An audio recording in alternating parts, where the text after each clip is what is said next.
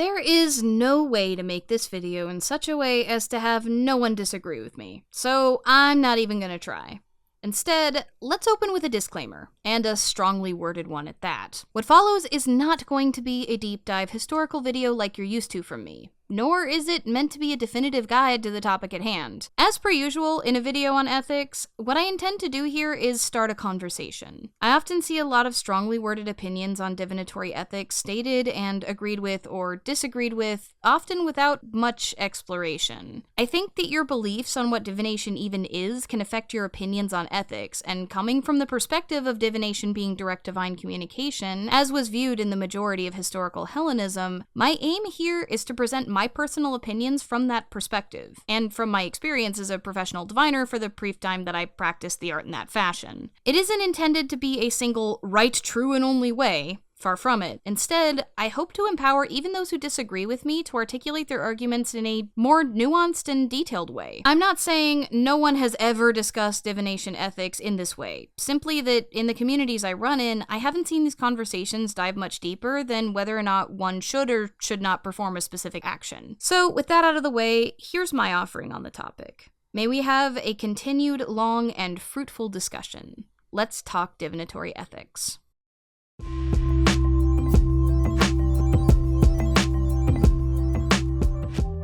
Karate. As I tried to articulate in the intro, I've often seen a lot of strongly worded opinions framed as a do this or don't do that when the topic of ethics and divination comes up, particularly around the issues of profit and payment, but I rarely see much discussion about the why behind the do or don't. It does happen, but more often than not, as is wont to happen on platforms like Twitter that discourage nuance as a general rule, factions tend to form, but without carefully considering the ideas or arguments that could support one view or the other on contested topics. Divination is a really emotional discussion after all, and intuition and emotions are a genuine part of the experience. So my aim here is to subdivide divinatory ethics into three main categories for further discussion: querent or questioner, professional reader or diviner, and solo divination, from the perspective of someone who believes divination is direct divine communication. Even if you disagree with me, I want to hear your arguments in a respectful and productive way, because I firmly believe this is a conversation the wider community and the sub-communities within it should be having more broadly. I also firmly believe that discourse, like actual discourse, not what often passes for discourse on the Bird Hell site, is essential for determining what is most useful and applicable to both personal and group practice. I want people to disagree with me, and to articulate those disagreements in a productive way, because either my arguments will become stronger for it, or I'll have a new position to consider that I might not have had the experience to articulate before. So, I ask that before you rush down into the comments and yell at me about something you don't like in one section or the other of this video, consider what you're going to say carefully, and try to defend it with depth and merit, because there's a chance you'll change my mind.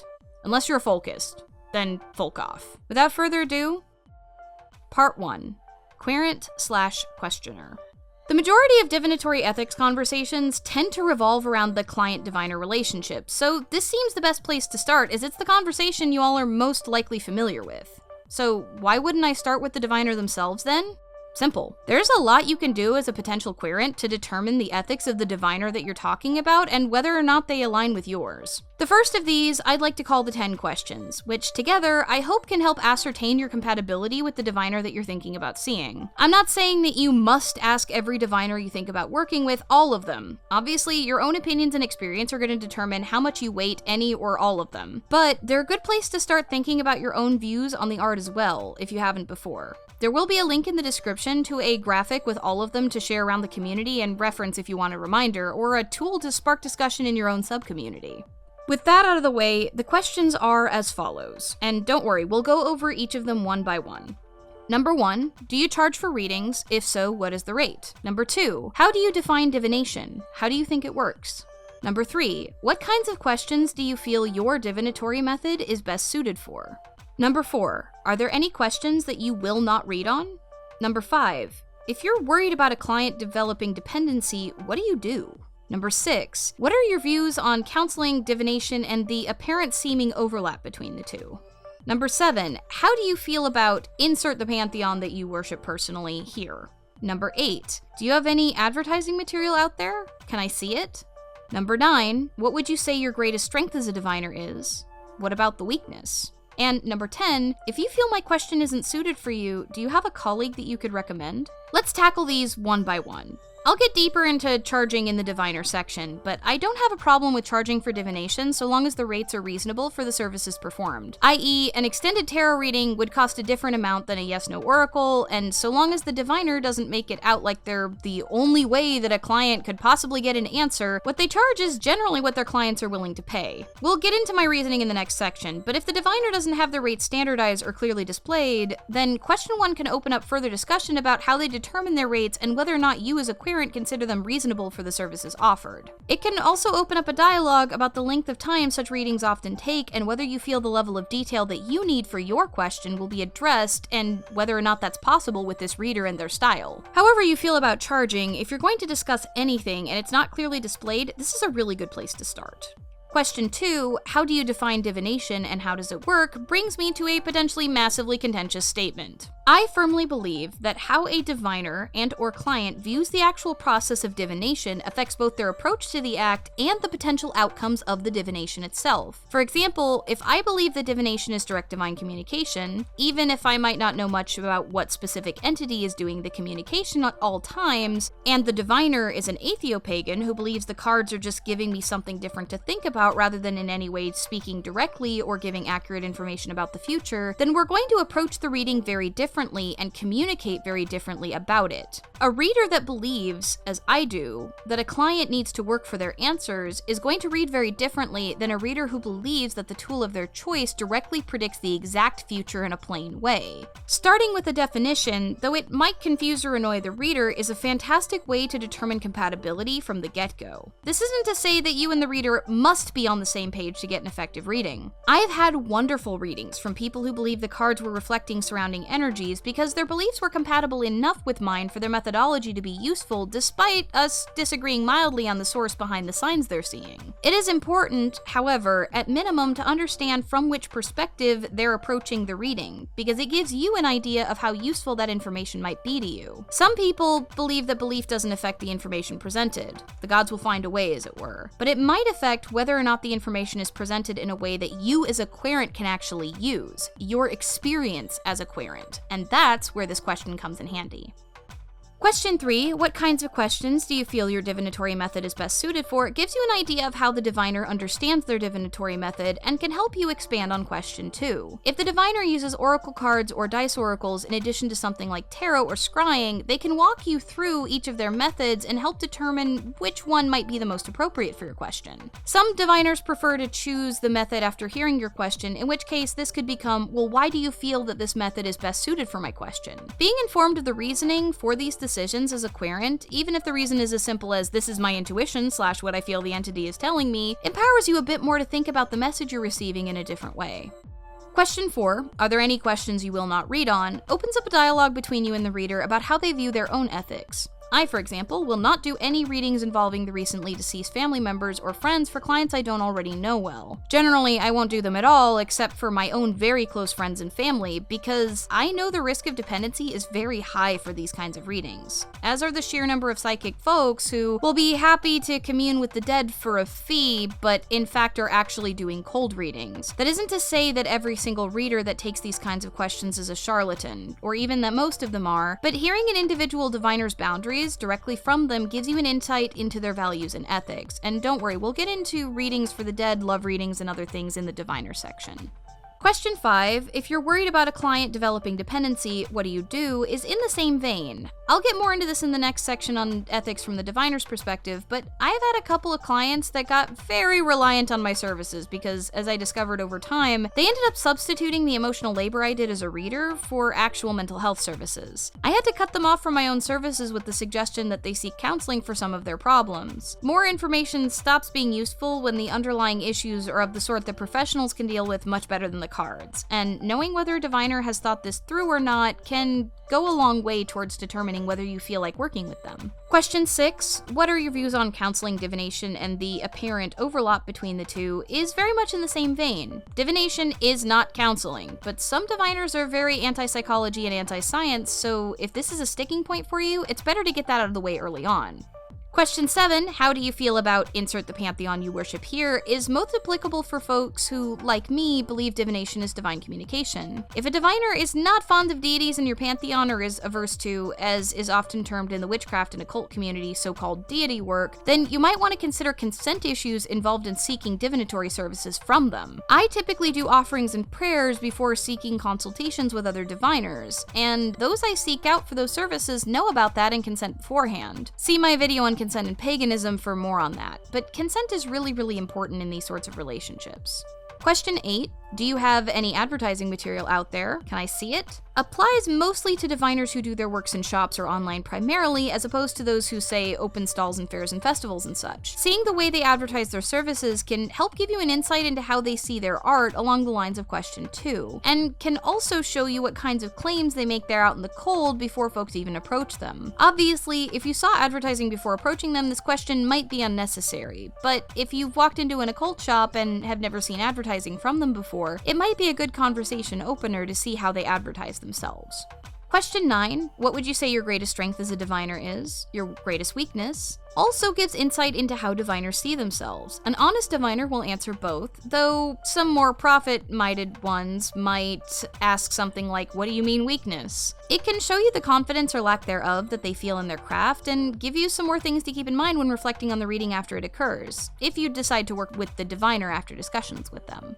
Question 10, if you feel my question isn't suited for you, do you have a colleague you could recommend? Mostly applies to situations where your question comes up on the no list from an earlier question. If it's a question you still feel strongly about and don't feel that you can do divination on yourself to have answered, and it's not potentially unethical from a consent violating standpoint, which we'll get more into in the section on solo divination, then this is a good way to see if your diviner is part of a network of folks either online or in the area and is willing to send business elsewhere if they feel you're not a good match. Again, these are ideas and guidelines, and how you weight any individual question is going to vary on your own ethics. But even thinking about these questions as a querent and how you would answer them on the other side of the table can help you think more critically about your own views on the divinatory art. My last point for this section is a quick reminder that for the majority of questions, short of being overly emotionally invested in the outcome or broom closet related shenanigans, most folks can and should learn a divinatory system of some kind for communication with their gods on a personal level. I know the should there is a bit controversial, but if you take a quick trip back to my video on divination, link in the iCard if you missed it, I mentioned that even things like natural signs and dreams are a form of divination, and many UPG experiences can be classed in the same category. Tools like tarot, runes, alphabet and dice oracles, oracle cards, etc. can facilitate this communication as well, and for most non-closeted folks, the only barrier to learning them is the belief that some people are naturally talented at divination over others, which I'm here to tell you is hogwash. It's simply that some people are more predisposed to wanting to learn certain kinds of divination, not necessarily that some people are just more talented at the art overall. Divination is a skill, first and foremost, and anyone can learn any system with practice. Trust the gods to show you which works best for you and for them. There are situations where seeking a second opinion might be warranted, especially if you're dealing with such strong emotions around the situation that you feel that your ability to interpret your own solo reading is compromised. But do think carefully about whether or not a self-service divinatory option is possible or practical before deciding to pay for services from someone else. If any reader ever tells you that you absolutely need them or their services specifically, then at that point, you might want to reconsider about working with that reader. Part 2, Diviners. I'm gonna say this first off. I've got a few years under my belt as a professional diviner. Not so much anymore though. Let's just say that a few not so nice experiences with clients left a bad taste in my mouth. Though that doesn't mean I'm against the art for those who still love what they do, and I hope that my insight will still help some on that side. There are a ton of potential pitfalls on the diviner's side. One of the big ones is that we tend to be expected not to have boundaries. If a querent asks you a question you're not comfortable with, it's okay to say no, even if you miss out on a sale. I know that might come off as a bit classist, but I personally believe that reinforcing your own boundaries displays virtues to the gods, who may send another client your way because of your willingness to reinforce said boundaries. Trust is essential on both sides of the equation, because diviners often handle very sensitive information and peer deep into the minds of their clients through the divinatory method. We'll talk a lot about ways to build trust throughout this segment, but it's also important to be worthy of that trust in the first place. Which reminds me, the blanket statement that anyone who charges for readings is unethical or a scam artist pisses me off. I'm gonna be upfront here, it's classist and ahistorical as hell. Part of the reason so many forms of ancient divination sprung up around the big oracles in Greece had to do with just how dang expensive it was to get a prophecy from the Pythia or other priests from competing oracles in other areas. The temples had to feed their priests after all, and modern diviners also need to eat. Readings, especially from very skilled and experienced diviners, take time and a lot of emotional labor. You're paying for that experience and the skill with the medium that the diviner is using, in much the same way that you're paying for years of skill and experience when you commission an artist. The fact that it's a religious service doesn't diminish that. At risk of the meme, we live in a capitalist society, like it or not, and if you want people to be able to perform this service who are actually good at it, paying a fair fee for their time and effort is a good way to ensure that those who are skilled at their art can, continue to practice it. By saying you should never charge for services, what you're actually saying is that only those with enough wealth and stability should be allowed to perform divinatory services for others, because part of how that skill is acquired is personal practice, as we're about to go over. But part of it is also pattern recognition gleaned over time from many other readings on similar questions using the same method. Intuition is also a part of it, but a deep understanding and relationship to the medium often is as well. Which brings me to another rather controversial statement. Think carefully before offering free readings using a method that you are not yet familiar with as a form of practice. Solo study and practice can teach you a lot about divinatory methods and mediums, especially more complex methods like tarot that are affected both by the deck itself and the spreads you can use. A daily draw for yourself will go a lot further for teaching you the meaning of the cards than doing random readings for strangers while flipping through the booklet or instruction book for answers. If you do offer these services and a client asks for a serious question, there's a chance that your inexperience could botch an interpretation and that client might be misled. It's best to get more than a passing familiarity with a medium before offering services to others. Which brings me to advertising and rates. I'm not going to give a blanket statement on what a fair rate to charge for any given system is. These are determined by your skill, the market itself, your area, your confidence in your craft, and a host of other factors that makes pricing very personal. What I will say is that you need to be careful, if you do advertise, to not make claims that could lead to exploitation. If, for example, you believe that divination is direct divine communication, claims that you can tell the future directly and exactly very well could be unethical. As would claims that you're the best at that art, or that you're the only one who can answer the question. Granted, the sort that make those kinds of claims probably aren't watching a video like this, but it's easy to put language on advertising copy that can be misleading without realizing it. Think carefully about what you believe you're capable of directly and why, and make sure your copy actually reflects that. Also, please do not be afraid to let someone know you think their question might be one for either the authorities, as in the case of abuse that a client asks about, or mental health professionals. Diviners often straddle the line between advisors and counselors, but are not trained as the latter the majority of the time, despite the very sensitive information often handled during readings. If you keep records of any kind of readings, make sure you disclose that up front, that your client understands what you may do with those records. Even if they're only for your own reference, it's important for a client to have the option to opt out if they want to. Likewise, if you plan to pray and offer to deity, for the same reasons I outlined both in the video on consent and the previous section, even if you personally believe the gods do no harm, your client may not share that belief. And consent is critical. Some people want nothing to do with some deities. Whether you think their reasoning is valid or not, their consent or not should be still respected. Consent is the name of the game for everything involving information seeking and divine communication in relationships. Some people have asked me about love readings, readings involving the dead, etc., and I think that these kinds of readings and their ethics depend a lot on cultural factors surrounding the topics involved, and the maturity and beliefs of the client, and the personal ethics of the diviner. I personally, as mentioned, will not do readings on recently deceased folks because of the risk of both dependency and the potential harm to a vulnerable person at the time of the reading, unless I have a long-standing relationship with that client and understand the risk to be minimal. I hate to say it, but not all the dead are nice, and the culture that surrounds me at present doesn't exactly necessarily deal with death in the healthiest way. Someone from a tradition or culture that handles death better than the American culture does might have a different view on it, and that's fine. There are lots of diviners from traditional practices that will handle these sorts of questions, and where it is normalized within that tradition to do so. So remember that these sorts of ethics aren't even black and white within the wider community TM, but rather tend to be written on an individual level and by sub-communities and what they've agreed upon is acceptable. However, with things like love readings, I tend to err on the side of asking a querent if that's really what they want to know about, or if there's something that they have more agency over that they might be interested in inquiring about. To me, at least, readings are meant to provide additional information so querents can make better decisions. So a reading about whether or not someone is going to end up with someone else specifically is less useful than a reading about, say, the qualities that person might want to work on personally so that a future relationship with anyone would be healthy. High emotional stakes readings are often sought in definitive terms, and given the views that I've expressed in the past about absolutes regarding divination generally, I'll usually redirect the question phrasing to one that helps the querent see their agency rather than quote-unquote telling the future.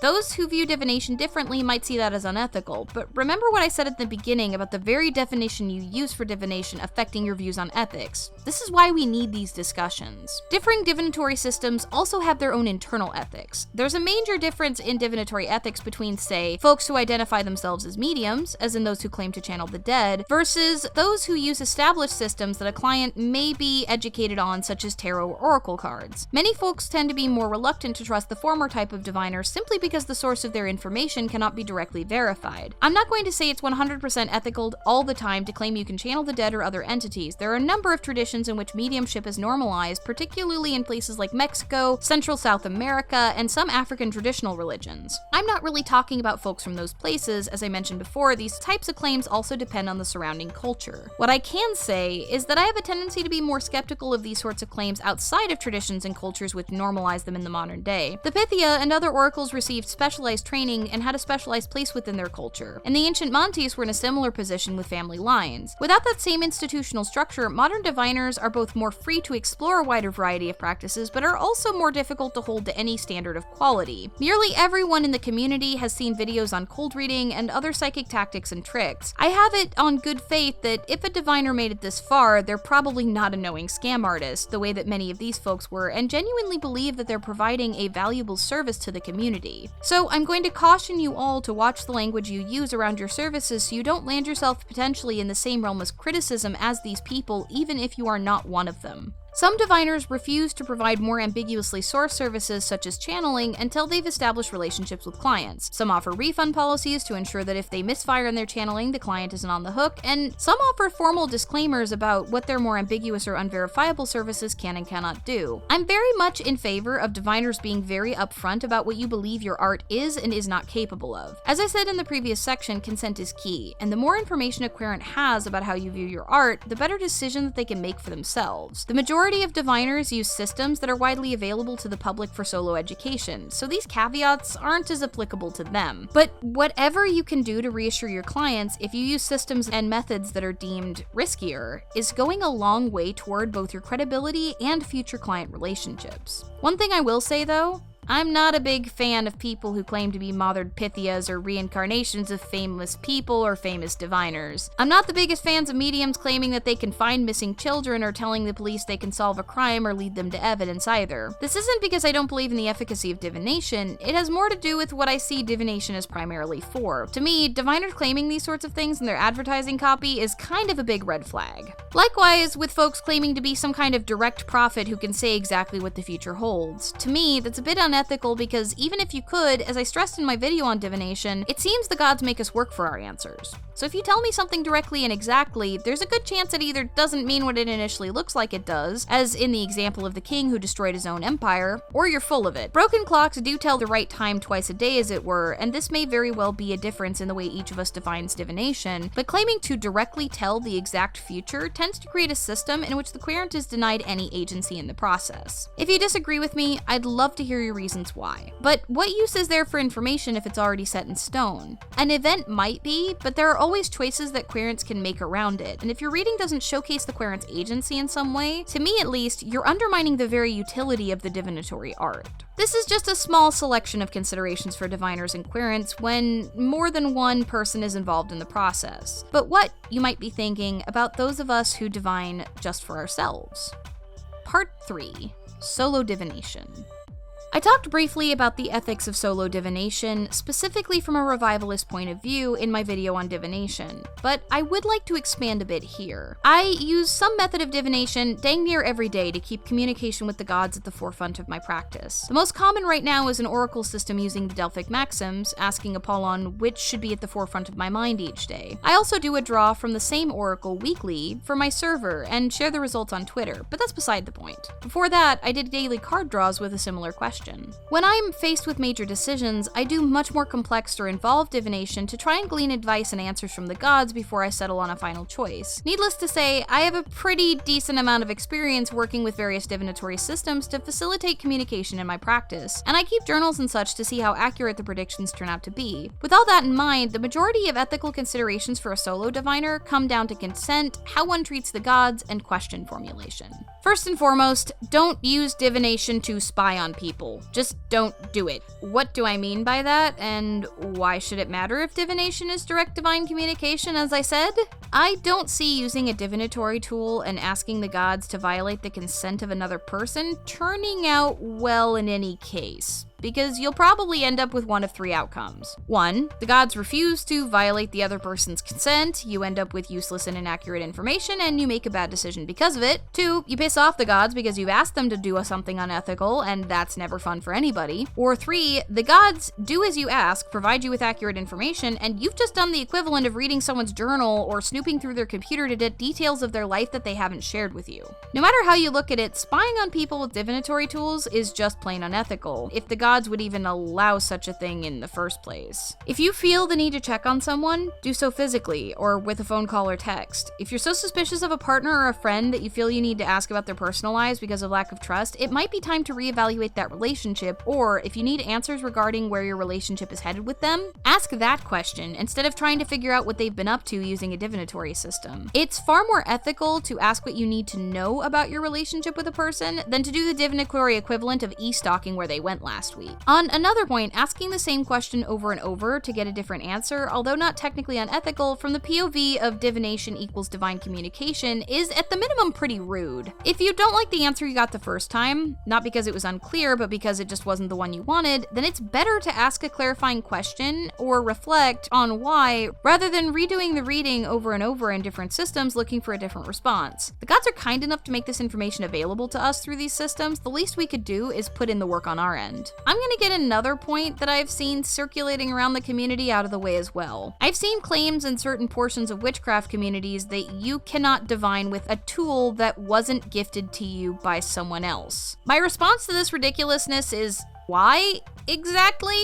What theological justification is there for this, apart from potentially a source of cult-like control from some group somewhere that just trickled into the collective consciousness through blind repetition? It's ridiculous to assume that someone else would know what tools you might find useful better than you will. There's nothing wrong with picking up a non-appropriative tool that calls to you and trying it out yourself. Do so respectfully and you'll be fine. With that said, tarot isn't freaking appropriative. The deck originates from an old card game that was later used for divination. Some individual decks might be, and some might have symbolism that might originate from appropriative groups or individuals, but the tarot on the whole is not and never has been a closed practice. It didn't originate from a closed practice, and the sheer magnitude of variations on the theme of tarot symbolism makes such a blanket statement frickin' ludicrous. Some divinatory practices might be closed and require training from specific cultures. I've met a few folks from traditions that take years to teach them their crafts. With the sheer plethora of available, open, reconstructed, and modern divinatory methods available to the average seeker, there's no reason that you should feel the need to appropriate. If you can't afford the training for a closed practice that you feel called to, find an open practice that will suffice until you can. But seriously, Witch Talk needs to stop claiming damn near every practice is closed. That's how you breed baby folkists. We don't need more folkists. My last point is one that I've underlined throughout this video, and that's that you shouldn't be afraid to try out an open form of divination and deepen your practice. There are many stealth forms such as tea leaf reading, dream divination, interpretation of external omens, dice divination using sorties, etc. that don't require expensive tools or risk outing you to loved ones if you're in the closet. Learning about them can be a challenge, but that's part of the joy of developing a new skill. There isn't some magic inherent trait that makes some people better at every aspect of the art than others. Rather, the focus, beliefs, and experience of the diviner is a big part of what determines the quality of a reading, and nothing is stopping you from becoming proficient at communicating with the gods using a tool of your choice. A lot of ethical questions will come to you for pondering along the way, and that's part of the learning curve. Confirmation bias is a perpetual risk when dealing with anything outside the realm of science, and even if you're afraid that all you're interacting with is probability, remember that even thinking about something in a different way can give you benefit. That isn't what I believe is going on, of course, but I've met diviners who do, and they still have a fulfilling practice for folks that are fine with working with them knowing those beliefs. My views on these topics may not be compatible with yours, and that's also okay. As I stated at the beginning, this was meant to start a dialogue, and couldn't by its nature be exhaustive or definitive. Our beliefs about divinatory practice and the nature of it shape how we practice and why. Plurality is a strength. And if we're going to set divinatory standards over time in our communities and subcommunities, productive and thorough discussion is going to be a necessity. I hope that my offering here will help prompt more of these discussions in a productive way. With that out of the way, thank you so much for sticking through that. If you're new here, toss the dice for the subscribe button and tell it whether or not it's compatible to marry the like. Drop down into the comments and let me know where you stand on some of these issues in a nuanced way, what you've seen of the discourse, and where you think it's headed. Or just get mad at me for some take or another and react as folks tend to on platforms like Twitter and TikTok. I know it's coming, might as well get it over with. Special thanks also to my patrons. Dropping down to 2 videos a month has cut my income a bit, but it also allowed me to cover topics like this in a far more detailed and nuanced way. Without the stable support that you all provide me, I would not be able to keep picking up research materials or make controversial videos like this one without fear of backlash and lost income. A few of you even looked over an early version of the script for feedback, which meant the whole world to me given the goals of this vid. May the cycle of reciprocity between us ever remain positive. And remember, we're stronger together.